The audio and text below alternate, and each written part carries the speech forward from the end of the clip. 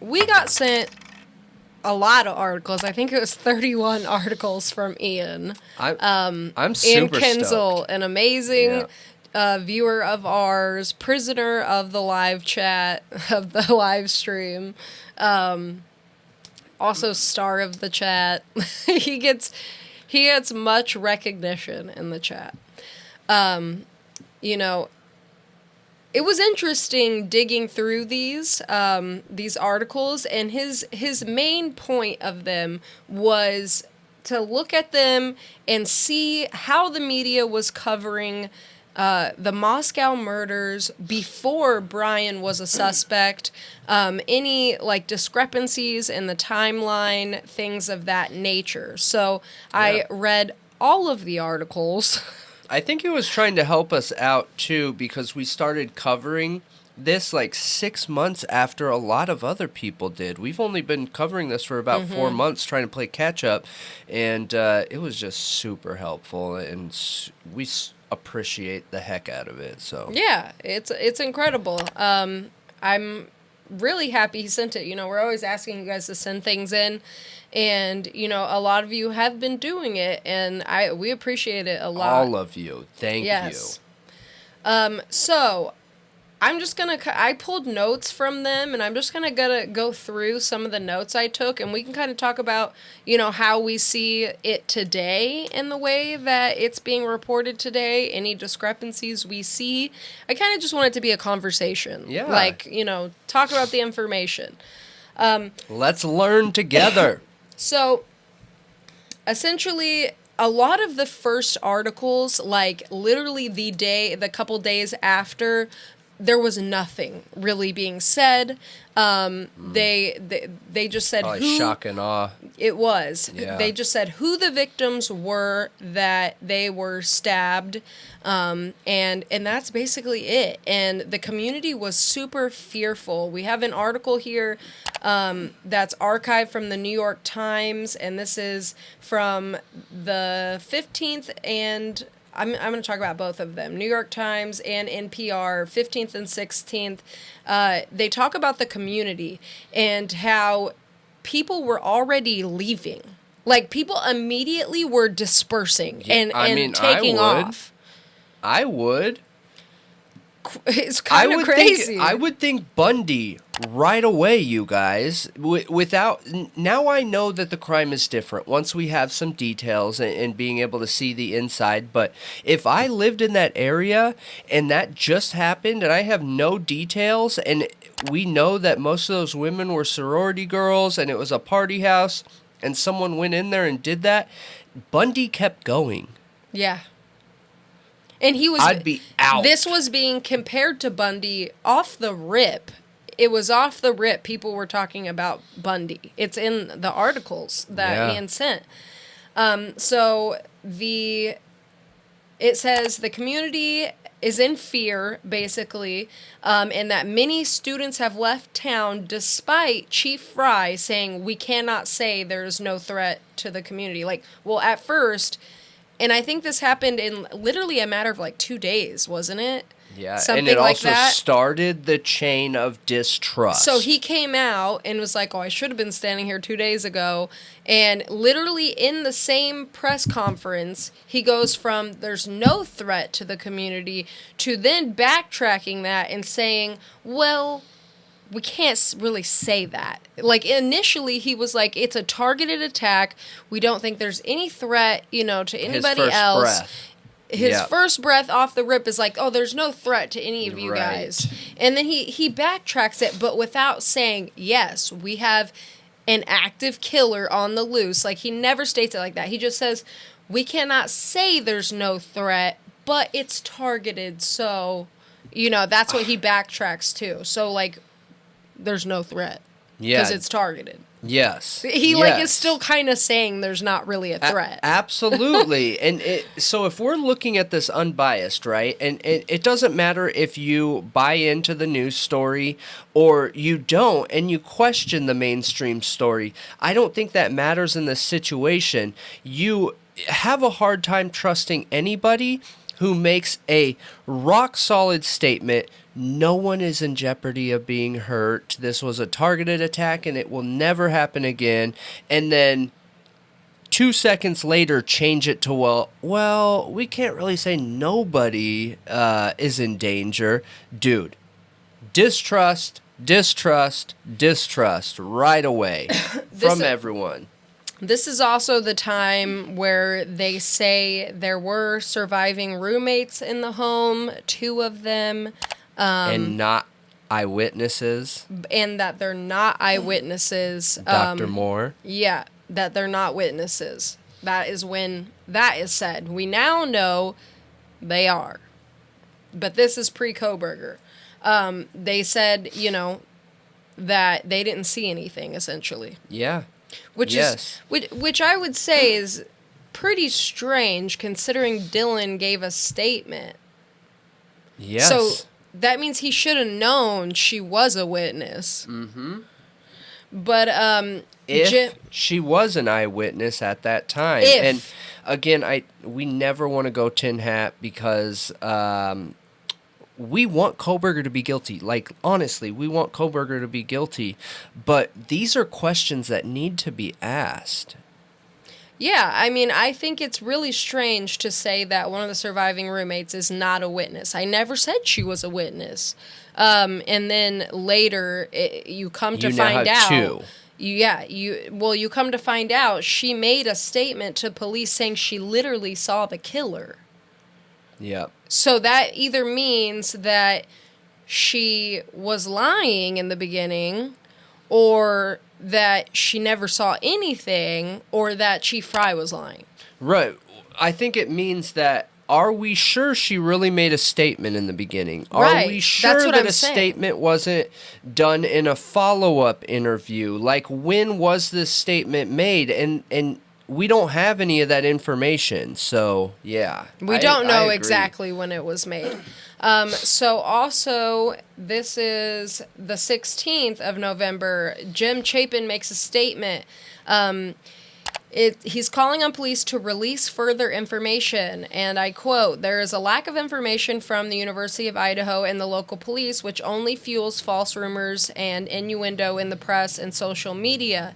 The silence further compounds our family's agony after our son's murder. For Ethan and his 3 dear friends slain in Moscow, Idaho, and all of our families, I urge officials to speak the truth, share what they know, find the assailant, and protect the greater community."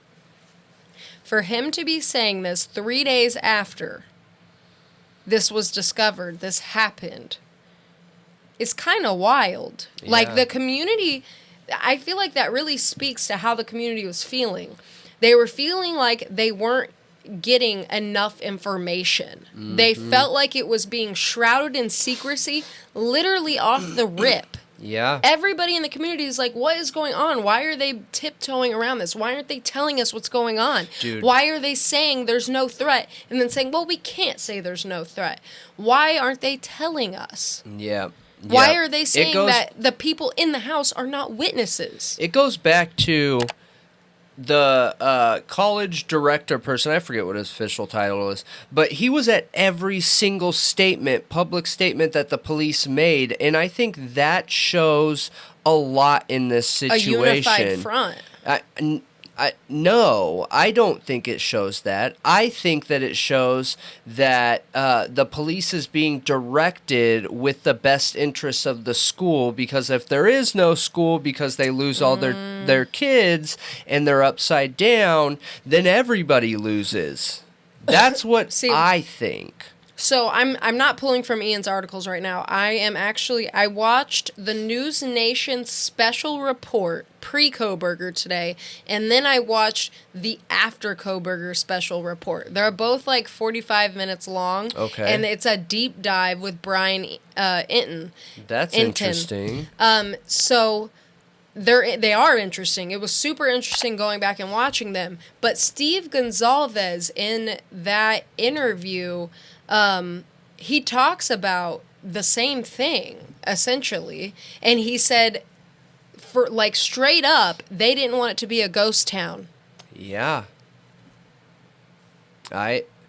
We saw. So if you guys haven't watched this video, that was watch it. pre-Kohberger when he was saying that. They didn't want it to be a ghost town. No, I get it, but that's why I'm pointing to this video here about why money matters, because whether it's pre-Kohberger or post-Kohberger, they lost 40% of their student base. They didn't have an online teaching system, and they were at risk of losing $150+ million a year. So think of losing 40% of your base, and for a 4-year period, you're looking at $600 million. And an average college person's career, like school career, is roughly 4 years, some more. I think it ends up being like 4.4 years or something like that. And that equals $600 million. Whoa. Whoa. So now we know, and that is super important information, and I just thought that was really interesting seeing him talking about it in that interview, the initial interview that the family did. So now what we know about the roommates is that Dylan heard crying. She heard someone coming from Xana's room, that she heard, "It's okay, I'm going to help you." Which, oh, by the way, I forgot to mention this. Originally in the media, they were saying that Dylan and Bethany were on the first floor in those 2 bedrooms. They didn't know Dylan was even on the second floor. She wasn't identified to be on the second floor until the PCA came out, I'm pretty sure. It could have been earlier after Kohberger. Well, no. It was. I'm pretty sure when the affidavit came out is when people realized, oh, she's on the second floor. Wait, no. It could have been when Blueprints came out. I don't know. I'm not sure. Because we're not looking at post-Kohberger. I didn't dig into that. There was a statement at first. I remember looking back at some of those that I think from what Ian had sent, and I saw that too, that they had believed that they were both on the first floor. Yeah, they believe they were both on the first floor. So now what we know is that she's on the second floor and that she heard the crying from Xana's room. She heard, "It's okay, I'm going to help you." She peeked out of the door 2 times, and then at the 3rd time, she saw a figure clad in black with a mask on and bushy eyebrows. Northwest Slasher? Right. I want to investigate everybody's eyebrows in the vicinity of these crimes. You got pretty bushy eyebrows. What? So, that is what we know now. But in the beginning, I thought that was so strange that I was like, wait, what? Originally, they thought they were both on the first floor. I didn't even know that. Now we know it's a 6th roommate that just wasn't home that had that other bedroom in the basement. I thought that was vacant. Yeah, that was vacant. Are you sure? Positive. Yep. Because that's what Brian said in the second special. Yeah, was that there was a 6th roommate. So that roommate had moved out or something? Yeah. Okay. Yep. I mean, correct me if I'm wrong, guys, but I'm pretty dang sure that they had 1 vacant room. Yeah. Okay. Almost positive. Yeah, maybe that is the case. Okay, what's happening here? Why are my notes messed up and all jumbled? There's some kind of error. Okay.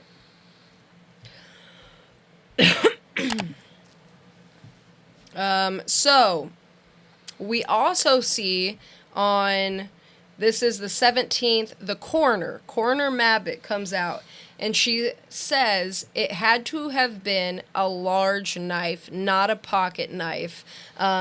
She says that the autopsies were completed the past Wednesday, whatever day that was. I don't know at this point. And that the victims had to have died sometime after 2 a.m. Okay. That's the first we hear of the timeline. Is her talking about it being a big bladed knife, okay? A large knife, and that they died sometime after 2 a.m. I'm curious to know why she feels like that. I'm sure she didn't go into those details. That's not common. But did it have to do with rigor mortis? Did it, you know what I mean? Like, I wonder why. Yeah. So she also talks about, I mean, it could be that. It could be that. It could be that. I don't know. Normally, coroners are able to give a time to death rough range estimation and say, look, based on all of my findings, I feel like these individuals died between 2 a.m. and 4 a.m. But after 2, okay, so are you saying that it could have happened at 8 a.m., 9 a.m., 10 a.m., or you know what I mean? Like, that's too broad. What's going on? Yeah. That's all it said, though, was literally sometime after 2 a.m. Unfortunate, but... But yeah, she said it'll be like 4 to 6 weeks for like the full autopsy results with toxicology. She said that they've had murders in the past, but never anything like this. And this is also the same article, and this is from NBC, where it makes a very just like vague statement with nothing backing it that a local prosecutor said, which I think they're talking about Bill Thompson, there may be more than one suspect. Okay. He is theorizing there could be multiple suspects. Yeah. And says at this point the investigators are looking at all possibilities. They don't have a specific suspect. Latah County Prosecutor Bill Thompson. Now these are made in like separate paragraphs, so I'm assuming that was his statement. I mean, that there could be multiple. That's the logical thing. That is the logical thing. And look, there's a lot of people out there right now that are so anti Bill Thompson and think that he is just doing something manipulative and super shady. And I'm not opposed to that idea and theory, you guys. I think that's possible. But I gotta be honest that I also think a realistic possibility is that he isn't being shady and manipulative and he just got handed a giant pile of doo-doo. Yeah. And he's like, oh my gosh, what do I do with this? There are missing pieces. The story doesn't connect. Like, you know what I mean? It would look very similar being either one of those situations. And the prosecutors back police. Everybody in the justice system knows a united front is needed, and they run like corporate America and don't ever say they do anything wrong. It just somehow gets but the pushed prosecutors away. are not supposed to do that. They don't work for the police. They are not supposed to have any allegiance to the police. They're supposed to work for the people. They're supposed to have allegiance for us, for justice, which means the truth. I agree. It doesn't work like that in reality. No, it doesn't. I do not believe that it does. That even though I'm sure lots of prosecutors will tell you it does, I don't think it's like that. Yeah, That's agree just my with you. personal opinion. So if you're a prosecutor, an attorney out there, and you work for the people and you make it your mission to be a representation for the people of the U.S., I appreciate you. That's incredible, and that's what our justice system was formed on, and that's what we try to judge as and hope it gets back to in these situations. And now we have an article from the 18th from 10 TV where they're calling out Chief Fry, saying a reporter referred to the surviving roommates as witnesses. Fry clarified, "I don't think I ever said they were witnesses. I said they were there." And they go on to say there's no forced entry to the home. This is the press conference that I've watched lots of times. I'm sure you guys have too. If you haven't, you should go back and watch the press conferences because they're interesting. Yes. And I feel like the reporters are doing a good job digging, and Fry is not doing a good job answering like at all. He is tripping himself up. It's not a good look. Is it tripping himself up, or is it a lack of experience? Let's be real here. I don't know. How many of these official statements has Moscow PD made? I bet you not many. Probably not many. Right. Yeah. Definitely not. I wonder if they've even ever done a press conference It'd be interesting that is to look. seen by the world ever before. I don't know that they have needed even to do that. And now all of them are. So imagine having that little experience and being thrown into this giant fire pit. I know. So, they go on to talk about there's no murder weapon or suspect yet. They said, okay, but the Idaho Statesman reported this week that police are searching for a military-style knife in connection with the killings. And it says that a general manager of Moscow Building Supply told the newspaper that officers have visited the store more than once to ask whether or not it sold anyone a K-Bar brand knife. It said K-Bar of Olean, New York manufactures military-grade blades that were designed for American troops in World War II. They also talk about how it's the motive and all of this is still extremely unclear, that they keep indicating it's a targeted attack. Which would is be based off wounds. Well, and that the killer knew one of them. That's what it insinuates. Which I think they would have gathered that by the speed of which this was done and the wounds on the victims. Because you could tell, normally you would be able to tell by looking at the severity of the attacks to see who it was meant for. You know what I mean? Right. So... Then we have an article also from the 18th where it talks about the coroner's statement saying that they were most likely killed while they were sleeping in their beds. And there was lots of blood on the wall when she arrived to the scene. It had to be somebody pretty angry in order to stab 4 people to death. They were stabbed in the chest and upper body, she said. The coroner added stab wounds on the hands, or at least one victim had appeared to have defensive wounds, and there was no signs of SA. Interesting. How can they be stabbed while asleep and have defensive wounds?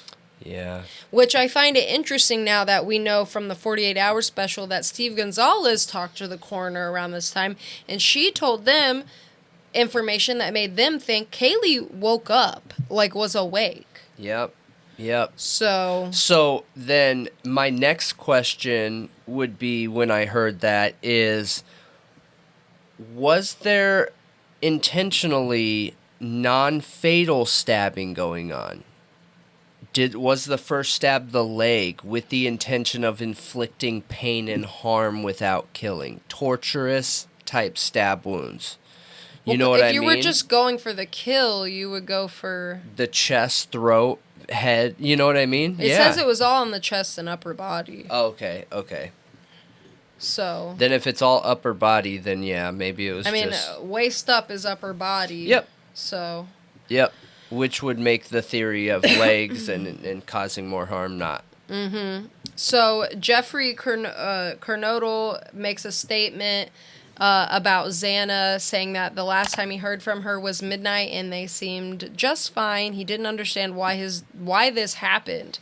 They were just hanging out at home. Xana was with her boyfriend, and saying that Xana and Ethan had a really strong bond. It doesn't make sense. So he also said that their home had a number code. So they either knew that or they just kind of went around and found like the sliding door, is what he said. And that's when he makes the statements that it's likely Xana fought with the attacker, saying that she had defensive wounds, she had bruises, was torn by the knife, she was a tough kid, whatever she wanted to do, she could do it, which is really, really sad. So that's like the first confirmation of Xana having defensive wounds. Yep. And now, post Kohberger, now we know Kaylee was the other one with the defensive wounds. Yep. And what's interesting is that audio. Again, going back to the audio. So with TrueCrime Design, we've talked about it a few different times on stream, you guys, but check out this video here and True Crime Design. They're amazing. They lean more into the tin hat content than we do, and I don't mean that in a bad way. Again, I know we just said this in the intro, but we look at all theories unbiased. We want them all, We are information hounds. Give us everything. I want to know everything about anything. And so it's really good content to look into to compare the mainstream news story with and figure out where a more realistic outcome is for both, because both of them end up being wrong a lot of times. But that audio that we're talking about that they posted is a very short couple minutes of audio, which we believe is genuine, and you can hear two separate attacks with what we believe to be Ethan in there calling Xana Z and letting her know, meaning he confronted that person first, and he wasn't in the room with her. Because if he was, he wouldn't be yelling to her, which I think confirms my theory of him being in the hallway outside the door. But yeah, there's a ton of people claiming that audio is 100% fake, but the PCA, the affidavit says there's distorted audio less than 50 feet away from Xana's room, and the description in the PCA lines up. So, yeah. I mean, it describes what you hear in that audio. So did somebody read the PCA and then make that audio? I don't know, maybe, but I don't know about that. I just don't know. I don't know. They would have to know them well enough to know if Ethan called Xana Z. And that's what I keep going back to. I want someone to confirm that for me that maybe knows them. Or they made it up. I mean, her name is Xana. I get it. I'm interested if they're going to play it in the trial, which I think they probably will. And I will be so excited if we find out I guess I won't be excited. That's legitimate. I will just be excited terrifying. that we know that it wasn't fake, but it is really disturbing. So don't take that the wrong way. It gives me goosebumps every time I listen to it. It honestly makes me sick. Yeah. But anyway, it's a hard listen, you guys, so, listeners beware. Yes, it's hard to hear. So, we have a YouTube video that Ian sent, and it's the family pleading, and Kaylee's sister, Olivia, she says that it was a popular house, and a lot of people knew that key code to the front door, which I think is interesting information. Yes, it is. She also, this is 11:20. So Olivia brings this information to the police, okay? And there's a news article that she found that Kaylee and Maddie were calling her boyfriend, Kaylee's ex-boyfriend, Jack, multiple times shortly before 3 a.m. They were calling. See, here's the thing. From 10:15 p.m. until shortly from 3 a.m. is the time span that Olivia got for Kaylee. Like, she has it's incredible what her sister did with tracking her steps. And, yep, they find out that from about 2:26 a.m. to 2:52, they made a ton of calls to Jack. Was it 10 or 12? I don't remember right now. I thought it was like 5 and 5 or 6 and 6 or something like that. She said 6 calls from Kaylee's phone. Yep. I don't see Maddie's. I don't think remember it's what Maddie's 6 and 6. I'm pretty sure. Maybe it's 6 and 4, but yeah. It's either 10 or 12. Like, that's a lot of calls in a very short time in like 2-minute spreads. Now, I've heard some content creators say, look, who makes all those calls in such a short time? That's an emergency, and that is someone trying to get a hold of someone calling over and over and over. I just want to be clear here. They were not calling over and over and over like that. They were calling in about 2-minute intervals. So it was, call him again, and remember, they were probably texting or they something. They were wasted. You can see it. So, like, it's, hey, call him again, and then they call, and your drunk selves laughing, playing, joking, whatever. Hey, call him again, you know. So That's probably I don't what it think was. it was an emergency, like, ring, ring, ring, ring, hang up, ring, ring, ring, ring, hang up, ring, ring. I don't believe so. Yeah, I don't think so. I think you would see it every, like, couple seconds Yep. if that were the case. So detectives say that the phone calls are a part of their investigation, and Kaylee's family, so her sister says that she knows for an absolute fact that he is innocent. He's not a suspect. He's not suspicious. He's innocent. And the Gonzalez family stood behind him from literally the get-go. So then 11:20, we see that they located a dog in the residence that was unharmed. Like, we see that coming forward. I think honestly, that information was out there before that. But this article mentions the dog that was skinned. So I think that's why they were highlighting that there was a dog in the residence, which I'm pretty sure it was before that. I just didn't note it on any of these other articles.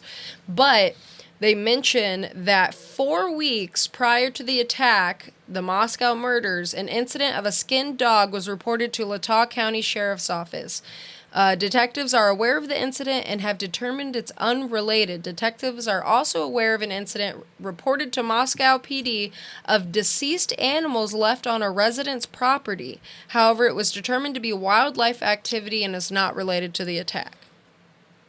We need to look that up. I've never heard of that second account. I have other articles I have found since then that talk about these random animals being left on residents' property. Whoa. Yeah. I didn't know about that. If you guys know anything about that, please share. I would love to know. Who goes for fun and just ends animals other than like hunting and eating and, you know, hunter-gatherer? I feel like that's a little bit different. It's not necessarily my thing, but, you know, I just don't like going out in the wilderness. But, you know.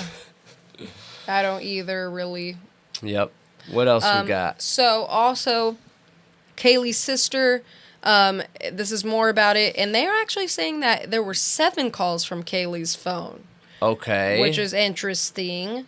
I don't know why that's being reported differently in 2 different articles. Maybe taking into account text messages or something, you know? Yeah. Also, I thought it was interesting. Here's a discrepancy.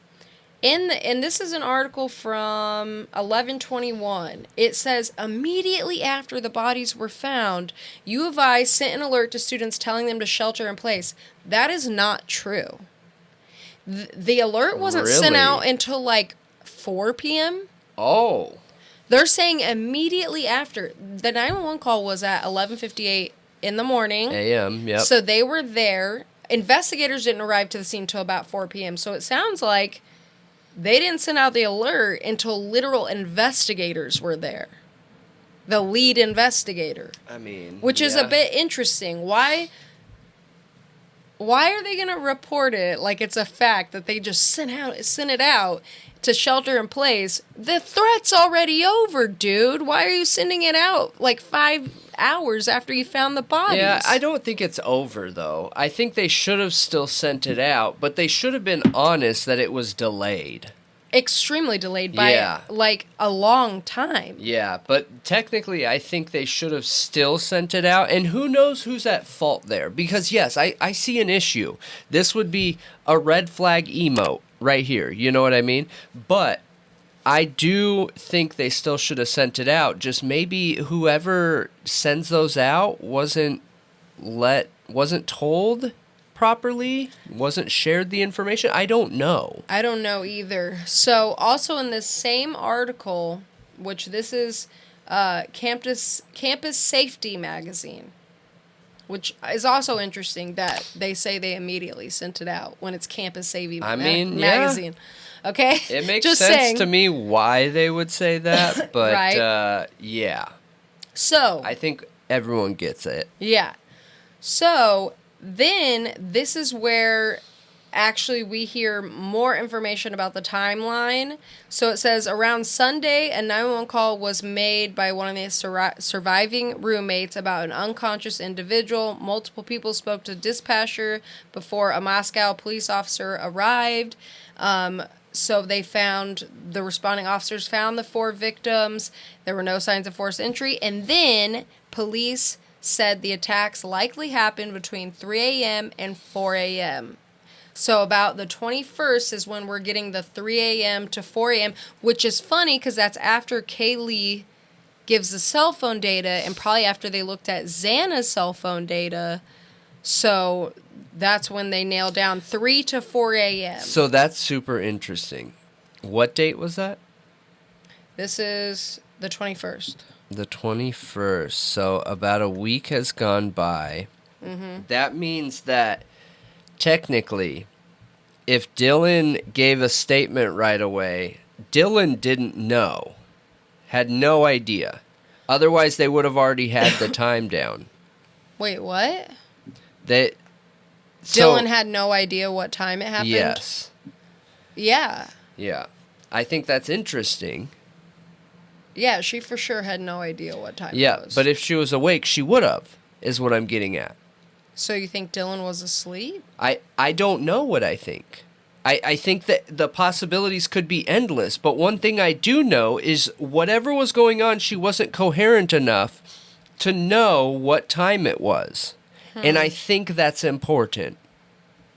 Yeah, that is important. Very important, because if you're not coherent enough to give the time of when you heard screaming, crying, a statement made that someone's here to help you, and then you see a masked assailant all in black, and you don't know what time that was, how can you trust the validity of any other parts of that statement? Now, I'm not trying to victim blame in this situation. I have no idea. I have no opinion either way. I just got to give our personal opinion of this situation based on the information we have. So when I look at that, that's the first thing I think. If you're not coherent enough for whatever reason, doesn't matter what it is, could just be because you're super tired, I don't know, to know what time all of that stuff was that scared you, that terrified you, then how is anything valid? Right. Yeah, makes sense. So, yeah, well, that would be interesting. What if she was asleep most of the night and like she only like heard maybe a little bit and then they had her make a statement? Like some people are suggesting that Dylan was coerced into her statement. Mm-hmm. Maybe there's some validity to that. So actually on the 20th, so the day before this article, Fry declined to identify who placed the 911 call. It came from one of the cell phones of the surviving roommates. He wouldn't confirm which one placed it. He said there were other friends that had arrived at the location, adding the person who called 911 is not a suspect. So then at this time, there were rumors circulating about Kaylee possibly having a stalker. The 22nd of November, police came out and said there's no evidence of that. Yep. We can't find anything of that. So I thought that was interesting. yeah. Because there was also a lot going around about the grub truck at that point, too, because Olivia had found the Twitch footage. Like, she literally found all that stuff. And people were talking about the guy, the hoodie guy. Yep. And police, from the beginning, said he's not a suspect. But then, shortly after, said they cleared him. So he was never a suspect from the beginning, but then was cleared? And people wonder why the FBI is like, hey, we don't want to touch that. Right. Because there's major question marks here. Like, major question marks here. There's something up. And, look, I'm not saying tin hat something up. Major conspiracy the whole town is in. What I'm saying is that It's very possible police worked backwards, you guys. If you have not watched our Dr. Moore videos, you need to watch those. And we go through even more good information on the live streams. And if you want an even deeper dive, like I said earlier in our intro, check out Truth and Transparency. They go really deep, and they are working hard to try and prove who that was. So, but yeah. Yeah. So, what else we got? Yeah. We might have to do 2 parts of this because it's still quite a bit. I think I could probably sum it up, though. So, another interesting point. 1121 CBS News. Moscow police said in a statement on Facebook that the surviving roommates summoned friends to the residence because they thought one of the victims had passed out and wasn't waking up. Several people spoke to the 911 dispatcher. Official police statement. Multiple people talked on that phone. Yeah. And they did say it was one of the victims, not a roommate. Not one of the surviving roommates. One of the victims had passed out and wasn't waking up. What? That's what the police said. The surviving roommates summoned friends to the residence because they thought one of the victims, the surviving roommates, plural. Who made that statement? The police on a statement on Facebook. I have the Facebook statement. Wow. We should read it on stream. Yeah, we should. When this video premieres, we'll pull up the Facebook statement and we'll read it because yes, it says the roommates, plural, summoned friends, plural, to the residence because they thought one of the victims was unconscious and wasn't waking up. Huh. That's interesting. I thought that was interesting, too, because I had never seen that police statement before. It's an official Moscow PD statement. So they basically say they do not believe that Kaylee's ex-boyfriend was involved, like, whatsoever. In an article from the 21st, here's 22nd. So Scott Green is the University of Idaho's president. Okay. That's who you were talking about, who was at all the press conferences. He acknowledges that they're planning on the very real possibility students aren't comfortable returning to the campus. And he's asked basically for everyone in the university, the teachers and staff, to make it easier for the kids. So he's also talking about their safety and how they're increasing it, and that the troopers on campus are a very visible force, and they will remain that way for the foreseeable future. Good, yeah. So I thought, I mean, that could be why students are mad and peeing on the house, though, is because now cops are everywhere, and it's like on lockdown at all times. Maybe. And for those of you that don't know, because we actually covered that in a live stream, there's police body cam footage out there that actually came from Truth and Transparency, so high five on you. That's awesome. And it's police responding to a situation where there are a whole bunch of fraternity people urinating on the border of 1122. Like, so much so that there is a constant smell. And we were, like, blown away by that. Why? What is the point, you know? And we had thought that it's because that whole situation, they just wanted that house removed so there wasn't a constant police presence there. So they're mad at the change in their, ideal college life. We don't know for sure. That's just our best estimate and guess. Yeah, so. Exactly. So we also see, and this is from 24th, that a former FBI agent, Brad Garrett, on Good Morning America says that he thinks that the killer or killers would be familiar with the layout of the house, and they would have had to had some kind of comfort level and knew their way around the house, and that they need to start searching outside the immediate circle of friends and family. You're going to have to spread out to people they had casual relationships with, which I thought was kind of interesting too. Then we see the 27th that Brad Little, the Idaho state governor, committed $1 million of state emergency funds to assist with the ongoing investigation. Idaho State Police Kedrick Wills said during a press conference earlier in the week.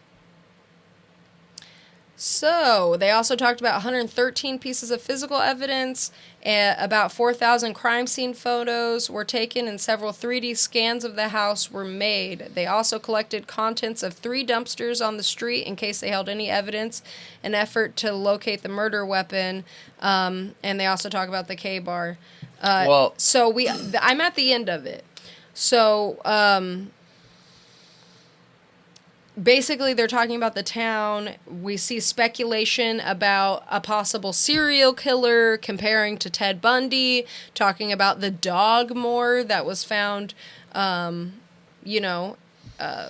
skinned, and the article that you ended up fixating on, which was about the Sandra Ladd and Juten cases with that profiler possibly connecting the cases. Yes. So we see a lot more in the coverage of this, media being more willing to speculate, more open-minded about the investigation, more willing to question the police than they are now.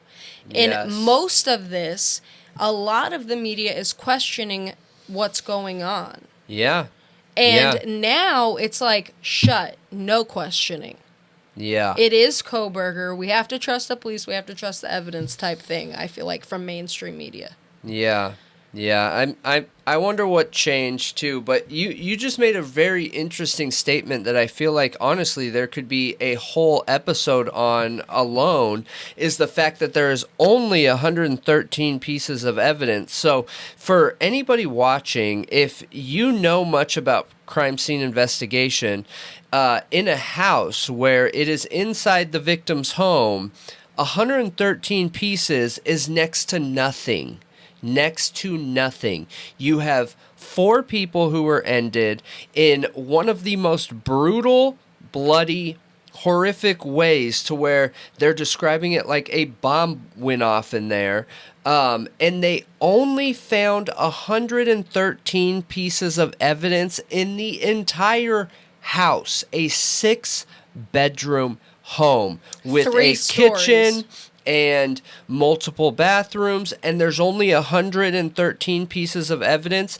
Every hair tie that is found on the ground, every pencil that has chew marks, every single separate thing is a single one piece of evidence. I would expect 100 to 200 possibly in one room.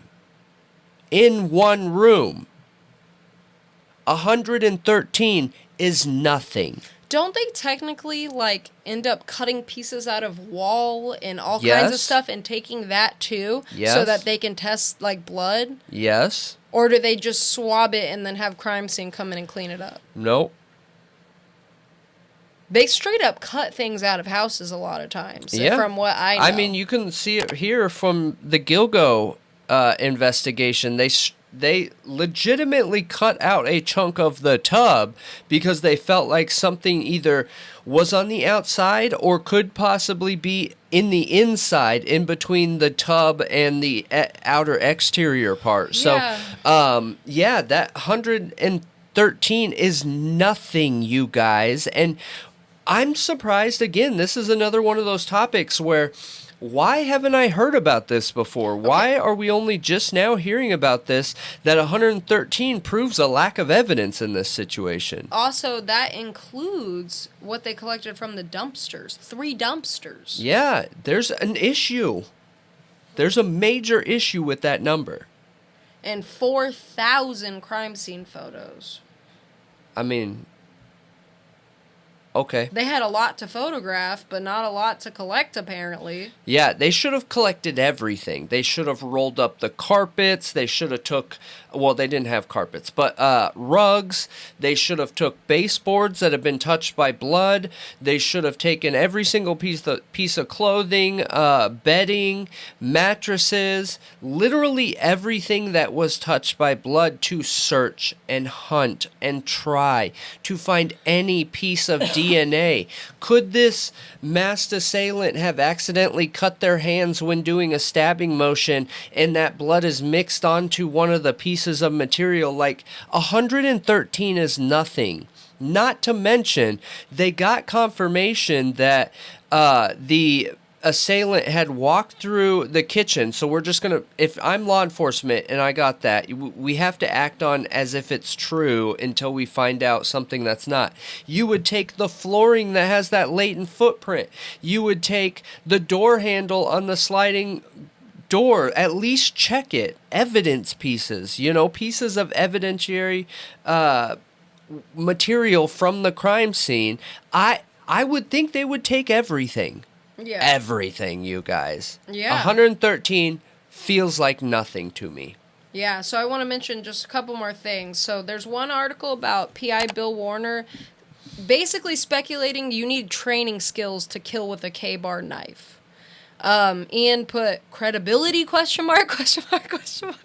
Yeah. Like, is that credible? I don't know. I'm not trained in K-bar knifing skills. Obviously not. Yeah, you don't. Anyone that can do this or this, you can end people, okay? You might not be able to do this crime, and that's what should have been said, is anybody that can do this in the time that it was done, leaving as little amount of evidence as they did with a K-bar knife, needs training to do this, not training to wield a knife. Yeah, so this is also pre-Kohberger, the only time we hear from Xana's mother, okay? It is one of the only times we hear from the Chapins, and we hear from Gonzalez and the Kernodle family, okay? And all of them are frustrated with the investigation. There is not a single one who is not frustrated. Xana's mom called in because she wanted more information to Banfield's show on News Nation. All of them, every single one is having issues with the secrecy, with feeling like enough isn't getting done, essentially. Also, we have Kenneth Maines in a YouTube video, who is a founder of American Investigative Society of Cold Cases, and said, through victimology, if you don't find that there were drugs, if you don't find they owed money anywhere, didn't have jealous boyfriends, things like that, once you rule out all that, you better start looking at fantasy-driven homicide. And that's what I see, looking from the outside, just because I don't see any reports of anything else. In this case, it could be the offender gets gratification from the act of killing. So there were like some profiles of the killer a little bit, but it was like young male. It wasn't much. Like, they were theorizing he was angry. I feel like you didn't really see the incel stuff until Kohberger came out. That doesn't mean it wasn't going on behind the scenes, that they were speculating that, but I feel like that came after, like right after he was arrested. Yeah. With the incel stuff. But yeah, I hope that I could do some justice to all of Ian's investigative work. I hope you enjoyed it. I hope this sparks some conversation, because I'm sure we're going to talk about this in the live and read that police statement. And let me know if you guys see any other discrepancies. We saw the timeline kind of change twice. 2 a.m. to 3 to 4 a.m. and now, officially now, it's like right after 4 a.m. Yeah, yeah. Like the 4:10, 4:20 range. Yeah. So, yeah. Yeah, let us know what you guys think.